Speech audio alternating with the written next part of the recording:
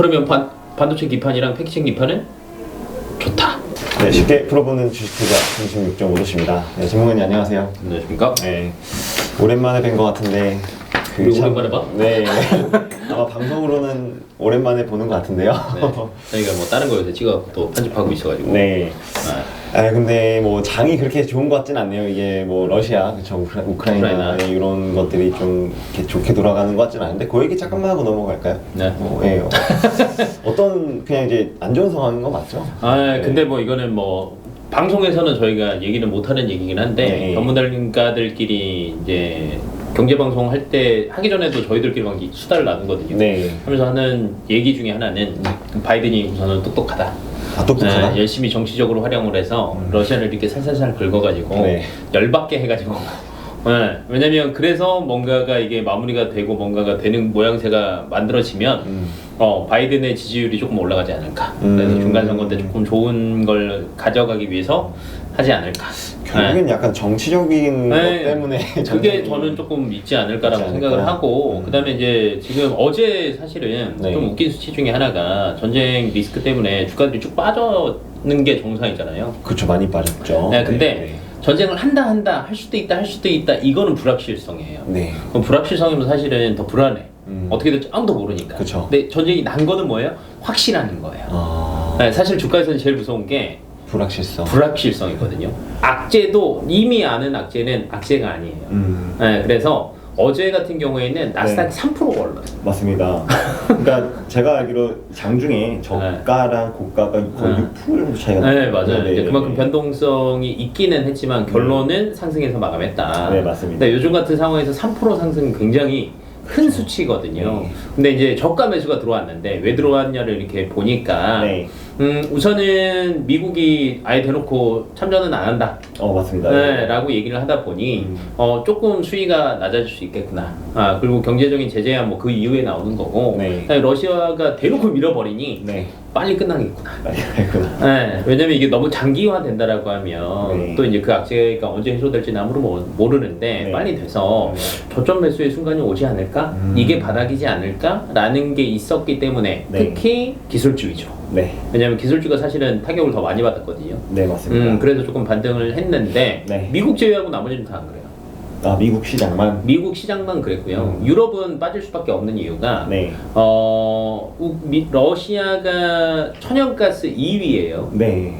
1위는 미국이고 2위가 러시아인데 미국은 대부분 자체 소모를 더 많이 하기도 하고 러시아는 유럽으로 굉장히 많이 보내요.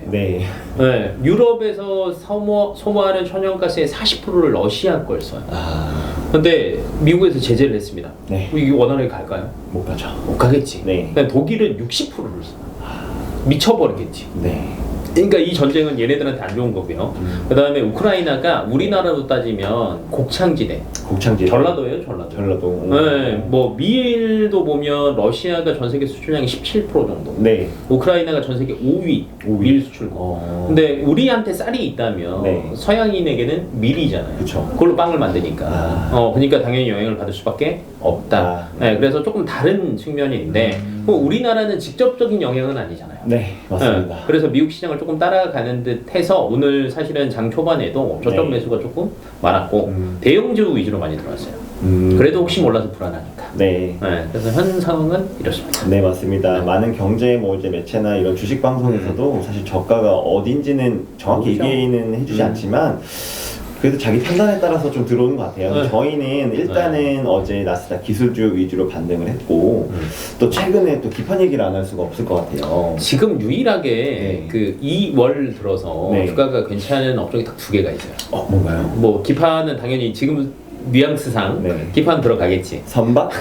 하나는 뭐 이제 운임이 들어가기는 했지만 뭐 엔터주도 많이 올랐습니다. 엔터. 엔터주도 많이 올라서 지금 사실은 조금 테마성이 굉장히 많기는 한데 그래도 그 중에서 조금 안정적으로 갈 수 있는 거는 실적을 기반하면 반도체 기판이고. 그 다음에 이제 그 마스크를 벗는 얘기들, 방역 패스가 완화되는 얘기들 계속 나오고 있잖아요. 그래서 콘서트 재개 기대감 때문에 또 엔터주들이 조금 많이 올랐죠. 근데 엔터주는 사실은 또 모르잖아요. 그렇죠. 어떻게 될지 모르니까. 새로운 또 변이가 나올 수도 있잖아. 네, 그럼 어떻게 될지는 모르지만 반도체 기판은 실적까지 확실하잖아. 네. 네, 그래서 심지어 뭐 심택이나 뭐 대덕전자 뭐 계속 뭐 최고가 경신하면서 올라갔다 내려갔다를 반복을 하고는 있기는 하지만 네. 상향은 우상향이 확실하다. 맞을 것 같다. 네.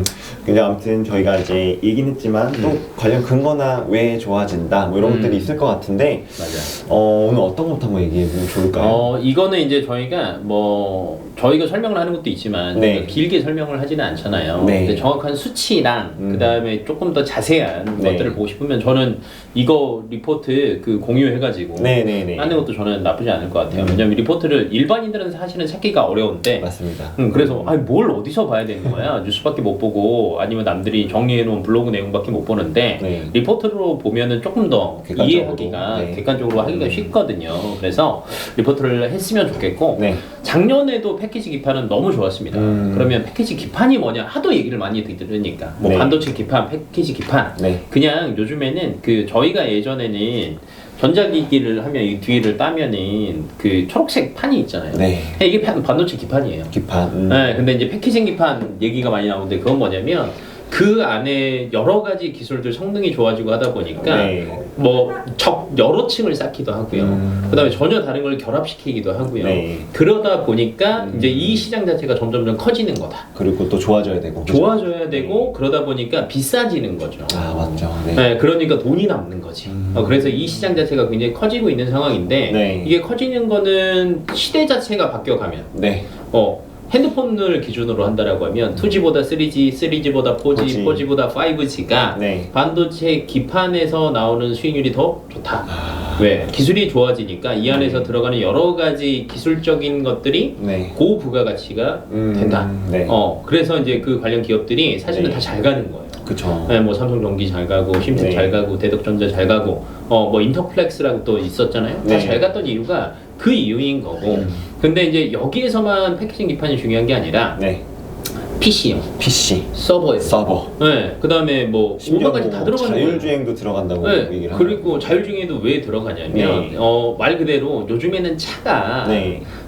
옛날엔 기계장치라고 했거든요. 그쵸. 네. 요즘에는 전자장치라고 합니다. 뭐 걸어다니는 네. 이동하는 컴퓨터라고. 네, 왜냐면 그래야 이 안에 무수히 많은 센서들이 있어요. 네. 근데 이걸 기계식으로 어떻게 저희가 작동을 할 거예요. 그다음에 자율주행은 라이다와 센서가 네. 카메라가 음. 서로 연동을 해야 돼요. 맞습니다. 근데 무수히 많은 정보들이 신호들이 왔다 갔다 하는데 일반 기판 갖고 되겠어요?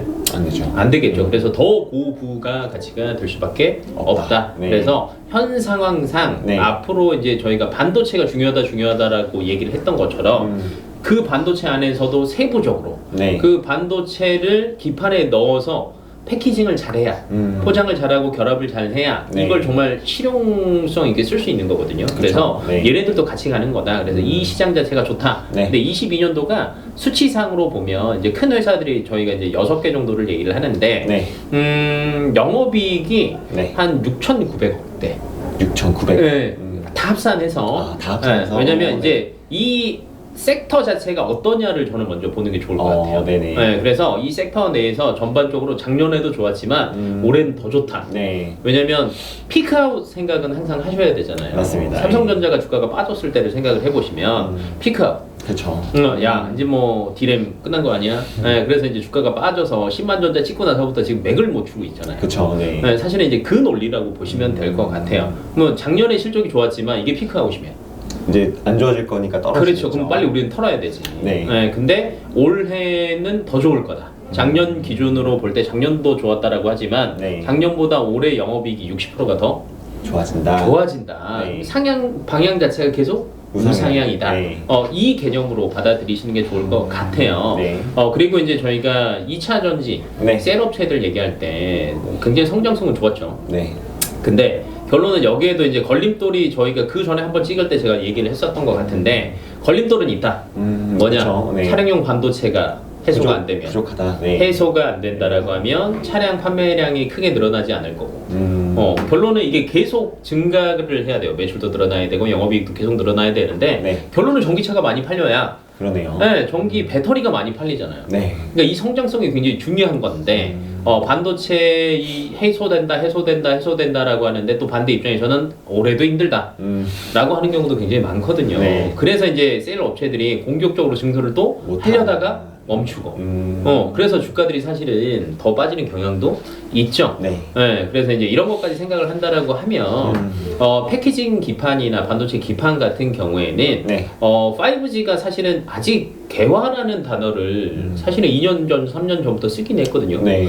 네, 근데 지금 주변을 봐보시면 아직도 그렇죠. 네, 뭐 실질적인 투자가 많이 안 이루어진 것도 많아요. 코로나19 때문에 그러긴 했지만. 네. 근데 올해가 이제 더 미룰 수는 없죠. 왜냐면 핸드폰이 네. 기존에는 5G 관련된 것들이 한두 기종밖에 없었는데 네. 이제 지금 나오는 건 다 5G죠. 그쵸. 아이폰부터 뭐 네. 갤럭시 다 5G 폰으로 나오니까요. 네. 그리고 완성차 업체도 웬만하면 신규 라인업은 다 전기차가 들어가잖아요. 맞습니다. 네. 네. 그러면 반도체 기판이랑 패키징 기판은 좋다. 필요하다. 계속 공급은 이제 수요는 커진다. 커진다. 네. 근데 이제 공급은 사실은 네. 그렇게 많이 커지지 않고 있어요.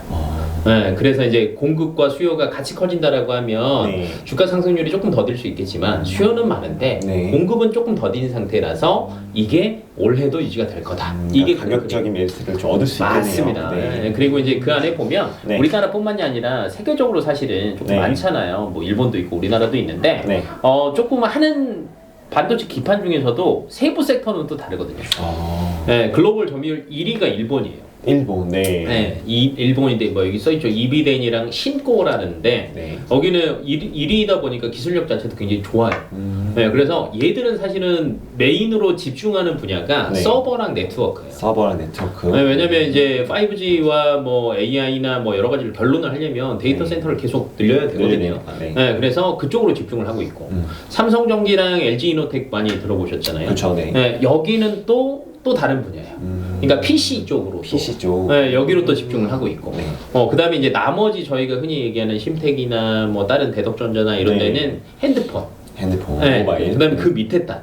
그러다 보니까 이 경쟁이 서로 과열이 되지는 않는 상태. 각자의 롤이 좀 있네요. 네, 각자의 롤들이 별도로 운영이 되기 때문에 네. 사실은 경쟁 구도도 그렇게 심하지는 않다. 네, 그래서 결론은 지네끼리 잘 먹고 잘 살 수밖에 없는 구조가 현재 유지가 되고 있다. 네. 네, 이렇게 생각을 하시면 큰 그림은 되지 않을까. 그러니까 기판은 수요도 좋은데 뭐 이제 각자 맞춰서 공급이 막 너무 늘어나진 않을 것 같다. 맞습니다. 그래서 이제 네. 뭐 모바일이든 서버든 뭐 아까 PC 뭐 이런 것들에 대한 수요는 늘어나지만 공급도 어느 정도 늘어나지만 이제 거기 맞춰서 늘어나진 않기 때문에 네, 그래서 가격적으로도 아직도 좋다. 수요가 훨씬 더 크다. 많이 그거보다는. 필요하다는 거겠죠. 맞아요. 네. 그래서 뭐 계속 이제 뭐 두 자리 성장률은 하지 네. 않을까라고 생각을 하고 싶습니다. 사실 제가 이제 방송 전에 잠깐 봤는데 뭐 대덕전자 뭐 이제 아까 말씀해 주셨던 이제 기업들 뭐 사실 주가가 계속 좋더라고요.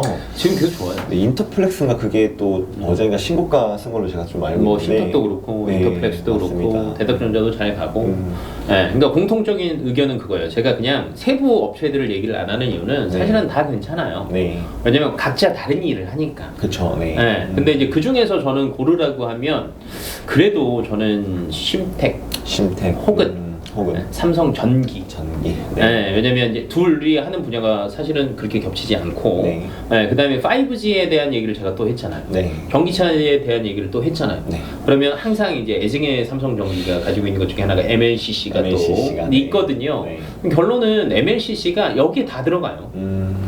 네, 뭐 네트워크 장비에도 그러니까 네. 5G 기지국이라고 생각하시면 돼요. 거기도 들어가죠. 네. 핸드폰에도 들어가죠.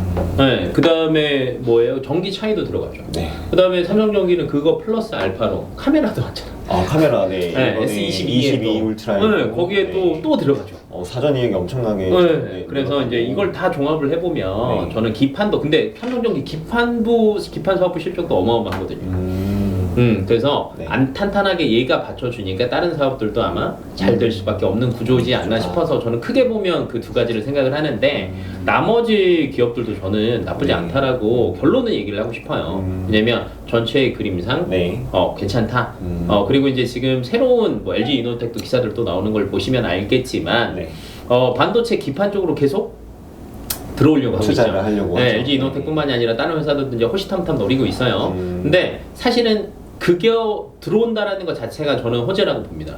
다른 기업 같은도. 네, 왜냐면 이유는 그만큼 먹거리가 되고 돈이 되니까 모이는 거 아닙니까? 맞습니다. 네, 그리고 그 기사가 나왔다라고 해서 지금 당장 그 기업이 바로 생산을 하는 건 아니죠. 아니에요. 뭐 빨라봤자 1년 반에서 2년 정도 예상을 하셔야 되는데 네. 그러면 그 사이에는 네. 네, 다른 기존에 잘 갔던 기업들이 네. 수혜를 받을 수밖에 없다. 이 개념으로 보신다라고 하면 네. 저는 기판 관련주 자체들이 다 좋으니까 네. 내 포트에 한두 개 정도는 담아두는 게 좋겠다. 담아두는 게 조금 지금 같은 상황에서는 네. 굉장히 유리합시다. 있다. 그러니까 이제 결국에는 전문가님이 말씀해주신 크게 그러니까 섹터가 기판, 패키징 이런 기판에 대한 섹터는 좋다. 뭐 그 안에 있는 세부적인 기업도 너무 좋지만 그거는 사실 좀 리포트를 제가 좀 정리해서 올려놓도록 하겠습니다. 네, 뭐 사진 몇 개만 이렇게 네. 캡처해가지고 하셔도 편하니까. 네, 그 중에서 네. 이제 좀 못 오르거나 지금 뭐 관심이 가는 종목이 있다면 담아보셔도 좋을 것 같아요. 네, 오늘은 이제 우리가 기판으로 시작해서 전체적으로 한번 얘기를 해주셨는데 네. 다음번에 뭐 아까 얘기해 주셨던 좀 엔터주도 한번 얘기해 보면 좋을 것 같다는 생각이 들고요.